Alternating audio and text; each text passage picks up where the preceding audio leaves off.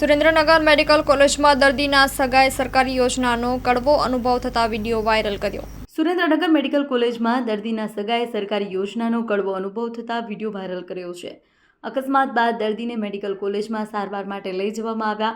સરકારી યોજના છે કે અકસ્માત થયા બાદ 48 કલાક બાદ દર્દીઓ પાસેથી રૂપિયા વસૂલી શકતી નથી, ત્યારે મેડિકલ કોલેજમાં આ યોજના અમલમાં છે, છતાં પણ દર્દી પાસે રૂપિયા માંગવામાં આવ્યા અને હોસ્પિટલ સંચાલકોએ એવું જણાવ્યું કે છેલ્લા 18 મહિનાથી દરેક સરકારે અકસ્માત થયેલ દર્દીઓની સારવારમાં રૂપિયા જ નહીં ચૂકવ્યા।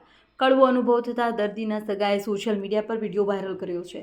સરકારી યોજના સામે સવાલ ઉઠ્યા છે। અહેવાલ માં ન્યૂઝ ગાંધીનગર। નમસ્કાર, મારું નામ હરદીપ શુક્લ છે। હું આજે મારા પપ્પાનું હેન્ડલુક રોડ પર એક્સિડન્ટ થતાં અત્યારે ટીબી હોસ્પિટલે લાવ્યા છીએ।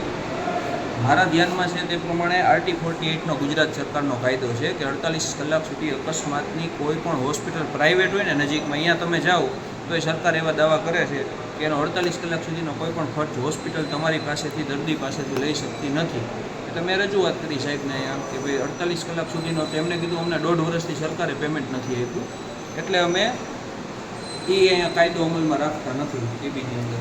એટલે પછી આપણે જે ડીએચઓ સાહેબ છે, ગોયલ સાહેબ, એમને મેં ફોન કર્યો હતો। એમને કીધું કે હા, અમે કલેક્ટરે વાત કરી છે, બધી વાત કરી, પણ આમાં પબ્લિકને શું સમજવું?